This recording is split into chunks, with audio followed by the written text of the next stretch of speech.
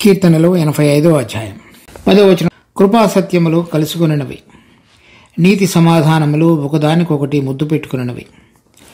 భూమిలో నుండి సత్యము మొలచును, ఆకాశములో నుండి నీతి పారజూచును. యెహోవా ఉత్తమమైన దానిని అనుగ్రహించును, మన భూమి తన ఫలమిచ్చును. నీతి ఆయనకు ముందు నడుచును, ఆయన అడుగుజాడలలో అది నడుచును.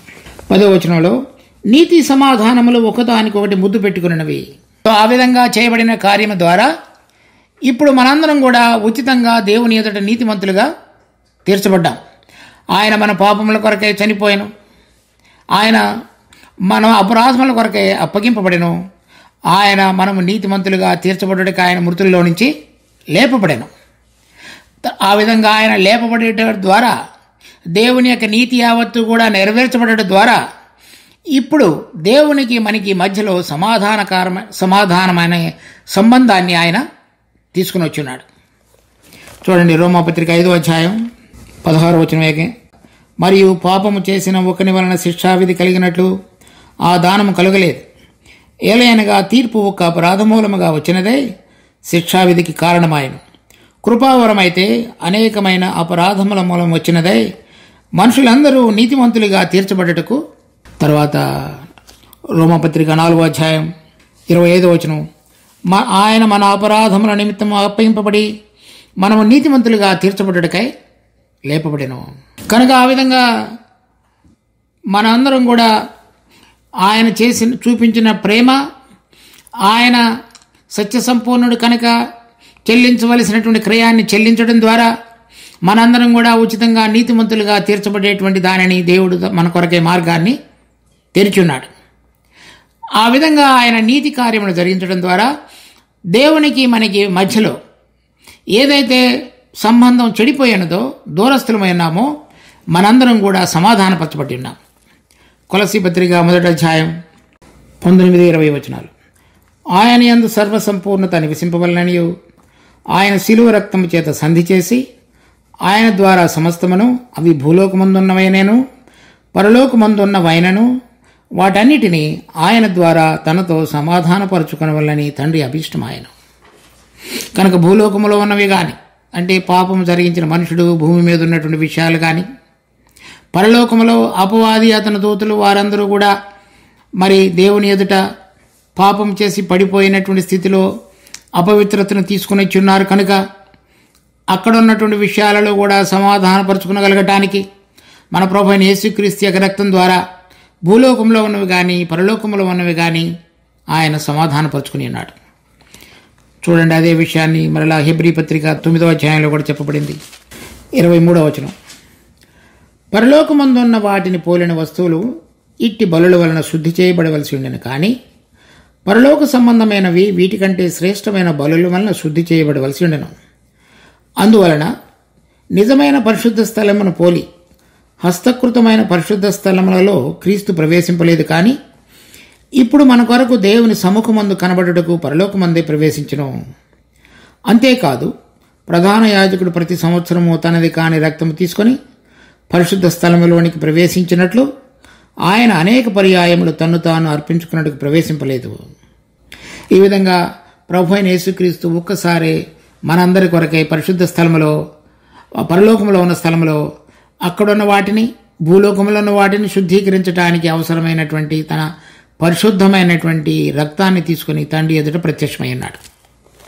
ఆ విధంగా మనందరం కూడా ఆయనతో పాటుగా ఆయన చేసిన కార్యాన్ని బట్టి సమాధానపరచబడి ఉన్నాం. 11వ వచనం. ఇప్పుడు భూమిలో నుండి సత్యము మొలచును, ఆకాశంలో నుండి నీతి పారజూచును. ఈ విధంగా మన ప్రభువైన యేసుక్రీస్తు మరి పరలోకమును విడిచిపెట్టి తండ్రితో కూడా విడిచిపెట్టి ఉండకూడని భాగ్యముగా ఎంచుకొనక ఈ లోకంలోనికి సశరీరుడిగా ప్రత్యక్షమై మనందరి కొరకు చనిపోయి తిరిగి లేచిన తరువాత తండ్రి యొక్క ప్రేమను, తండ్రి యొక్క నీతిని రెండింటిని కూడా మనకు బయలుపరిచి ఆయన ఎదుట మనం నీతిమంతులుగా తీర్చబడటానికి అవసరమైనటువంటి పునరుద్ధానంలో పాలు పొంది దేవునితో మనందరినీ కూడా సమాధానపరిచిన తరువాత ఇప్పుడు చెప్తున్నది, భూమిలో నుండి సత్యము మొలుచును, ఆకాశంలో నుండి నీతి పారచూచును. ఇప్పుడు చూస్తున్నటువంటి సత్యము, నీతి ఇంకొక రకంగా మనం అర్థం చేసుకోవాలి. ఇదివరకు ఏ మనుషునిలో కూడా ఏదైతే ఆ యథార్థత అనేటువంటిది ఉండాలో ఏ మనుషులలో కూడా అటువంటిది లేదు. కానీ ఎప్పుడైతే ప్రభు అయినటువంటి యేసుక్రీస్తును యథార్థమైన హృదయంతో అంగీకరించుతారో, తర్వాత వారందరి జీవితాల్లో కూడా దేవుడిని గురించినటువంటి సత్యాన్ని తెలుసుకుంటారో, ప్రభు ఈ లోకంలో ఉండగా చెప్పినాడు యోహాను సువార్త 8వ అధ్యాయంలో, సత్యమును మీరు తెలుసుకున్నది, సత్యము మిమ్మల్ని మీరు స్వతంత్రుడిగా చేయను. ఎప్పుడైతే అపవాది యొక్క క్రియలను, తర్వాత లోకమును ప్రేమించి దేవుడికి దూరంగాను అబద్ధంలో జీవించేటువంటి జీవితం కలిగినటువంటి ఇశ్రాయేలు ప్రజలందరూ కూడా ఇప్పుడు నిజమైనటువంటి దేవుని కుమారుడు రక్షకుడైన యేసు ప్రభువును అంగీకరించిన తరువాత ఆ 1000 సంవత్సరాల పరిపాలనలో ఆయన అధికారం కింద జీవించుతూ వారు దేవుడిని గురించినటువంటి విషయాలను మాత్రమే మొలిపించేటట్లుగా లేక చేయగలిగేటట్లుగా వారి జీవితాలలో దేవుడు పరివర్తన తీసుకుని రాబోతున్నాడు.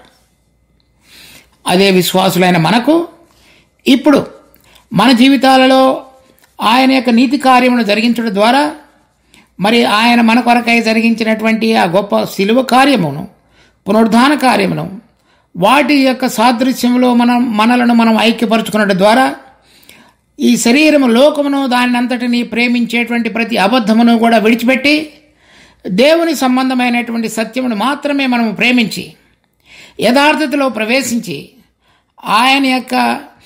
ఆయనకు సంబంధించినటువంటి గుణములను, ఆయనను పోలినటువంటి నడకను మనము అలవరుచుకొని ఈ లోకములో ఇప్పుడు ఆయన రాకడకు మునుపే అటువంటి జీవితాన్ని మనం ప్రకటించగలిగేటట్లుగా ఈ భూమి మీద ఉన్నటువంటి విశ్వాసులమైన మన ద్వారా భూమి సత్యమును మొలిపించును. అది ఎంత అద్భుతకరమైనది అంటే, దేవుడు లేకుండా, యేసు ప్రభువు లేకుండా ఆయన నేనే సత్యమునని చెప్పి ఉండగా ఆ సత్యము మనలో మొలచి ఎదిగి ఏదైతే ప్రతి విధమైన అపవాది సంబంధమైనది, లోక సంబంధమైనది, శరీర సంబంధమైనది ఉంటున్నదో అదంతా కూడా లయమైపోయినది కనుక, అది మిథ్య కనుక దాన్ని అంతటిని గురించి కూడా మనం విడుదల పొంది పరలోక సంబంధమైనది, నిత్యమైనటువంటిది, మహిమ కలిగినటువంటిది, ప్రభు సంబంధమైన దాన్ని మనలో నివసించగలిగేటట్లుగా ప్రభు యొక్క రాకడకు మునుపే తన భక్తుల యొక్క సమూహంలో ఆయన ఆ కార్యమును జరిగించువాడిగా ఉన్నాడు. దాని యొక్క అనుభవంలోనికి మనం రావాలని ప్రభు కోరుతున్నాడు.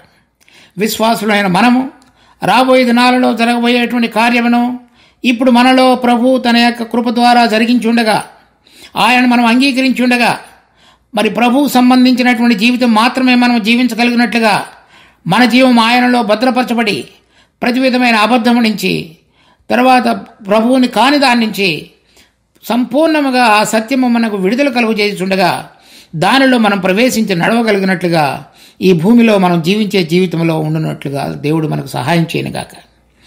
ఆకాశంలో నుండి నీతి పారచూచును. ఈ విధంగా ఎవరెవరైతే ఇప్పుడు భూమి మీద ఉండి దేవుని యొక్క సత్యాన్ని ధరించుకుని ఆయన యొక్క జీవం ద్వారా ప్రతి సంబంధమైనటువంటి ఈ లోక సంబంధమైన దాని నుంచి విడుదల పొంది జీవిస్తారో ప్రభు యొక్క రాకడకు మునుపు వారిని లేవనెత్తేవాడుగా ఉన్నాడు. కొంతమంది శ్రమలు రాక మునుపు మొదటిసారిగా లేవనెత్తబడతారు. 2వ తరగతిలో ఆయన మధ్యాకాశానికి దిగి వచ్చినప్పుడు కొంతమంది లేవనెత్తబడతారు. ఆ 2 సముదాయాలు పరలోక సంబంధంగా పరలోకంలో ఉండి దేవుని యొక్క రాజ్యాన్ని నిర్వర్తించేవారుగా చేయబడతారు. ఇప్పుడు ఆకాశంలో అపవాది అతను దూతలు ఏలుతున్నటువంటి ఒక స్థలం ఉంది. అది మనం అది ఎఫెసీ పత్రిక 6వ అధ్యాయంలో చూడవచ్చు. తర్వాత ప్రకటన గ్రంథం 12వ అధ్యాయంలోనూ దాని గురించి వ్రాయబడింది.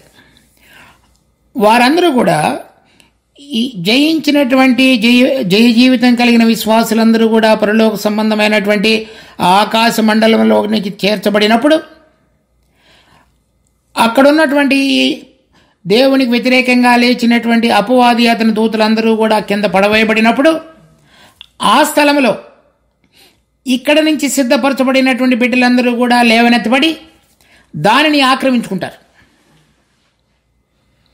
అక్కడ వారి ద్వారా ఆ నీతి ఆకాశం అంటే ఎప్పుడైతే అపవాది దేవుని యొక్క ఏర్పాటు నుంచి పడిపోయిన వాడుగా ఉన్నాడో, ఆకాశ మండలంలో కూడా అపవిత్రత సంభవించినదో, అక్కడ నుంచి దేవుని యొక్క నీతి కార్యములకు బదులుగా భూలోకంలో ఉన్నటువంటి అనేక మంది అవినీతిని చేయగలిగేటట్లుగా అతడు ప్రలోభానికి తీసుకొచ్చి అందరినీ కూడా అటువంటి దారికి మరల్చున్నాడు. అటువంటి దాని నుంచి కూడా అందరికీ విడుదల కలుగు చేసి వీరు కేవలం ఆకాశంలో నుంచి నీతి మాత్రమే చూడగలిగేటట్లుగా, అంటే భూమి మీద ఉన్నటువంటి ప్రజలందరూ కూడా దేవుని యొక్క నీతి కార్యములను చేయగలిగేటువంటి, ప్రభావితం చేయగలిగేటువంటి, జయించినటువంటి బిడ్డలుగా వీరందరినీ కూడా ప్రభు ఆ ఆకాశ మండలంలో నింపేటువంటి వాడుగా ఉన్నాడు. ప్రభు ఈ లోకంలో ఉండగా చెప్పి ఉన్నాడు యోహాను సువార్త 14వ అధ్యాయంలో, నేను వెళ్ళి మీ కొరకై ఒక స్థలం సిద్ధపరచదును, ఆ స్థలం సిద్ధపరిచిన తరువాత నేను వచ్చి మిమ్మల్ని తీసుకుని వెళ్ళేదను, కనుక నేను ఎక్కడ ఉందనో మీరును అక్కడ ఉందరు. ఆ విధంగా చెప్పినటువంటి మన ప్రభు వారు ఎవరెవరైతే జయించినటువంటి విశ్వాసులుగా ఉన్నారో ప్రభు యొక్క రాకడలో లేవనెత్తబడేటువంటి సమూహంలోనికి యోగ్యులుగా ఎంచబడేవారుగా ఉంటారో, దేవుని యొక్క సత్యమును ధరించుకొని ఈ లోకములో జీవించుతూ ఆయన కొరకు ఆయన యొక్క జీవం ద్వారా నడిపించబడిన బిడ్డలుగా ఉంటారో వారందరినీ కూడా ప్రభు పైకి తీసుకుని వెళ్ళినప్పుడు దేవుని యొక్క నీతిని ఆకాశంలో నుండి ప్రకటింపజేసి వారందరి యొక్క ప్రభావం ద్వారా భూమి మీద కూడా వారు ఏలగలిగేటటువంటి విధంగా, లేక భూమి మీద కూడా దేవుని యొక్క సత్యాన్ని, దేవుని యొక్క నీతిని బయలుపరచగలిగే విధంగా ఆ ఆకాశ మండల సమూహాన్ని ప్రభు ఈ లోకంలో ఇప్పుడు సిద్ధపరుస్తున్నాడు. కనుక అటువంటి ధన్యతలోని కనుక మనం ప్రవేశించవాలని కోరినట్లయితే ఇప్పుడు మనం భూమిలో మీద దేవుని యొక్క సత్యము అనగా ప్రభు అయిన యేసుక్రీస్తు యొక్క గుణములను మాత్రమే కలిగి ఏదైతే అబద్ధమైనదో, లోకమైనదో, శరీరమైనదో వాటిని విడిచిపెట్టి ప్రభు కొరకు మనం జీవించగలిగినట్లయితే మనం ఆకాశంలో మన ద్వారా నీతి చూడగలిగేటట్లుగా చేసేటువంటి ధన్యతలోనికి దేవుడు మనల్ని నడిపించేవాడుగా ఉన్నాడు. 12వ వచనం, యెహోవా ఉత్తమమైన దానిని మనకు అనుగ్రహించును. ఆ దినాలలో ఇశ్రాయేలు వారికి దావీదుకు అబ్రహాముకు ఇచ్చినటువంటి వాగ్దానం, భూలోకములోని జనములన్నీ నీ ద్వారా ఆశీర్వదించబడును. దావీదుకు చెప్పినాడు, నీ రాజ్యము సదాకాలం నిల్చును. అటువంటి విధంగా ఆ ఉత్తమమైన దానిని ఇశ్రాయేలు వారికి దేవుడు ఇవ్వబోతున్నాడు. తర్వాత మనకి ఉత్తమమైన దాన్ని ఇవ్వబోతున్నాడు విశ్వాసులకి. భూలోకములోను పరలోకములోను ఆయనతో కూడా కలిసి ఏలగలిగేటువంటి ధన్యతను మనకు అనుగ్రహించబోతున్నాడు. చూడండి కొన్ని వచనాలు. ఎఫెసీ పత్రిక 1వ అధ్యాయం 10వ వచనం, ఈ సంకల్పమును బట్టి ఆయన పరలోకములో ఉన్నవే కానీ భూమి మీద ఉన్నవే కానీ సమస్తమును క్రీస్తునందు ఏకముగా సమకూర్చుకునవలని తనలో తాను నిర్ణయించుకునెను. అనగా రాబోయేటువంటి యుగములో ప్రభు అయిన యేసుక్రీస్తు యొక్క రాజ్యము పరలోకములోను భూమి మీదను ఒకే అధికారం కింద, అంటే ప్రభు అయిన యేసుక్రీస్తు యొక్క అధికారం కింద జరిగించేవిగా ఉంటాయి. చూడండి ఇప్పుడు ప్రకటన గ్రంథం 9-10 వచనాలు. ఆ పెద్దలు, నీవు ఆ గ్రంథమును తీసుకుని దాని ముద్రలను విప్పుటకు యోగ్యుడవు, నీవు వధింపబడిన వాడవై నీ రక్తమిచ్చి ప్రతి వంశములోనూ ఆయా భాషల మాట్లాడు వారిలోనూ ప్రతి ప్రజలోనూ ప్రతి జనములోనూ దేవుని కొరకు మనుషులను కొని మా దేవునికి వారిని ఒక రాజ్యముగాను యాజకులను గాను చేసితివి, కనుక వారు భూలోకమందు ఏలుదురని కొత్త పాట పాడుదురు. ఎవరైతే ఆ కృపాసత్య సంపూర్ణుడిగా వచ్చిన ప్రభు అయిన యేసుక్రీస్తుని అంగీకరించున్నారో, ఆయన జరిగించిన నీతి సమాధానమైన కార్యమును వారి జీవితాల్లో సంతరించుకొని సత్యమును ధరించుకొని ఇప్పుడు సత్యం కొరకు జీవిస్తున్నారో వారందరూ కూడా ఆ నీతి కార్యములలో క్రియలలో పాలు పొందిన వారై నీతి ఫలములు దేవుని ఎదుట సిద్ధపరచగలిగినటువంటి జీవితాన్ని కలిగి జీవించారో వారందరినీ ప్రభు అయిన యేసుక్రీస్తు యొక్క రాకడలో లేవనెత్తబడి ఆయనతో పాటుగా కలిసి పరలోకములో ఉంటూ ఆయన యొక్క రాజ్యము పరలోకములోను భూమి మీదను ఏకముగా చేయబడి ఉండగా ఆయనతో పాటుగా కలిసి పరలోకములో ఉంటూ భూమి మీద వారు రాజ్యం చేసేవారుగా వారు చేయబడుదురు. ప్రకటన గ్రంథం 20వ అధ్యాయం 6వ వచనం, ఆ మొదటి పునరుద్ధానంలో పాలుగలవారు ధన్యులను పరిశుద్ధులునైందురు. ఇట్టి వారి మీద రెండవ మరణమునకు అధికారం లేదు, ఎందుకనగా వారు ఇక్కడ జీవించిన కాలం అంతటిలో కూడా ఆ సత్యంలో జీవించున్నారు. అంటే అబద్ధ సంబంధమైనటువంటి లోకము కానీ శరీరము కానీ తర్వాత అపవాది కానీ లోకాధికారి కానీ వారి యొక్క ప్రభావం వారి మీద ఏమాత్రమూ పనిచేయలేదు కనుక వారు రెండవ మరణమును ఈ లోకములో ఉండగానే జయించిన వారుగా చేయబడ్డారు. కనుక వారు మొదటి పునరుద్ధానంలో పాలు పొంది వీరు దేవునికిని క్రీస్తుకును యాజకులయ్యండి క్రీస్తుతో కూడా 1000 సంవత్సరములు రాజ్యం చేయుదురు. అంటే భూమి మీదను పరలోకములోను. ప్రభు ఎక్కడ ఉండి రాజ్యం చేస్తాడో పరలోకములోను భూమి మీద వీరు కూడా ఆయనతో పాటుగా కలిసి అదేవిధంగా పరలోకంలోనూ భూమి మీదను రాజ్యం చేయబడేటువంటి విశ్వాసుల గుంపులోనికి తీసుకుని రాబడతారు. అంత ధన్యత మనందరికీ దేవుడు యథార్థంగా ప్రవర్తించు వారందరికీ కూడా ఆయన ఆ విధంగా నడిపించి ఆశీర్వదించేవాడుగా ఉన్నాడు. దాని తర్వాత 85వ కీర్తన 12వ వచనంలో యెహోవా ఉత్తమమైన దాన్ని మనకు అనుగ్రహించును, మన భూమి దాని ఫలమిచ్చును. భూమి మొట్టమొదట్లో సృష్టించినప్పుడు వేరుగా ఉంది, కానీ ఆదాము పాపం చేసినప్పుడు ఆ భూమి శపించబడింది. ఆ మనిషి చేసినటువంటి పాపాన్ని బట్టి దేవుడు సృష్టిలో ఆ భూమి ఎటువంటి విధంగా ఫలించాలో అటువంటి విధంగా ఫలించకుండా అది శపించబడినది. కానీ రోమాపత్రిక 8వ అధ్యాయంలో చూచినట్లయితే సృష్టి యావత్తు కూడా ప్రసవ వేదన పడుతూ మూలుగుచూ మరి జ్యేష్ఠపుత్రుల యొక్క ప్రత్యక్షత కొరకు ఎదురు చూస్తుంది. ఆ జ్యేష్ఠపుత్రుల యొక్క ప్రత్యక్షతే ఎవరైతే ప్రభువైన యేసుక్రీస్తును అంగీకరించి ఆయన సత్యం ఆయనలో నిలబడి ఆయన జీవం ద్వారా ఆయన సత్యాన్ని ధరించుకొని జీవించి ఉన్నారో వారందరూ కూడా మహిమలో ప్రభుతో కూడా ప్రత్యక్షమైనప్పుడు ఇప్పుడున్నటువంటి సృష్టి యావత్తు కూడా విడుదల పొంది ఆ ఆదికాండం 3వ అధ్యాయంలో వారి మీదకు వచ్చినటువంటి ఆ శాపమంతయు కూడా తొలగించబడి భూమి ఎటువంటి విధంగా సృష్టి యొక్క ఆరంభంలో తన సమయంలో తన పంటలు అనుగ్రహించి మన అందరికీ కూడా సంతృప్తి చెందే విధంగా దేవుని యొక్క ఉద్దేశాన్ని నెరవేర్చాలో ఆ దినాలలో ఆ విధంగా అది నెరవేర్చబడి ఫలమిస్తుంది. ఇప్పుడు చూడండి, మనిషి బ్రతకడానికి అవసరమైనటువంటి విధంగా ఎంత కష్టం, ఎంత శ్రమ, ఎంత చెమట ఓడ్చి బతకాల్సి వస్తుంది. ఆ శాపమంతయు కూడా తొలగించబడుతుంది ఆ రోజుల్లో. 13వ వచనం, నీతి ఆయనకు ముందు నడుచును. అంటే అంతకుముందు జరిగించబడినటువంటి ఆ కార్యము, ఆ నీతి కార్యము, అది ముందు జరిగినటువంటిది. ఆయన ఈ లోకంలో ఉండగా ఆ మొత్తం అంతయు కూడా చక్కగా పునఃస్థాపించబడి ఆ నీతి అనేటువంటిది ఆకాశంలోను భూమి మీదను చక్కగా స్థాపించబడుతుంది. ఆయన అడుగుజాడలలో అది నడుచును. ఎందుకంటే అది ముందుగానే ఆయన చూపించున్నాడు కనుక దేవుని యొక్క నీతి ఏ విధంగా నెరవేర్చబడిందో ఆ నీతి నెరవేర్చబడినటువంటిది మనందరిలో కూడా ఆ విధంగా జీవించడం ద్వారా నీతి ఫలాలు ఫలించగలుగుతూ వచ్చాము. కనుక వారి ప్రభావం ద్వారా ఇక్కడ ఉన్నటువంటి విషయాలన్నీ కూడా నీతి ముందుగా నడకగలిగేటట్లుగా చేయబడిందో, అంటే దేవుడు ఏదైతే ముందుగా చూపించున్నాడో, దేవుడికి ఇష్ట ప్రకారంగా జీవించున్నాడో దేవుని కుమారుడు, అప్పుడు మిగిలినటువంటి భూలోకంలోని వంశాలన్నీ కూడా ఆ విధంగా ఆయన నడిచినటువంటి అడుగుజాడలలో, అంటే తండ్రి యొక్క ఉద్దేశాన్ని మాత్రమే నెరవేర్చడానికి పనికొచ్చే విధంగా ప్రతి ఒక్కరూ కూడా తండ్రి యొక్క ఆజ్ఞలను గైకొంటూ నడిచేటువంటి వారుగా చేయబడతారు.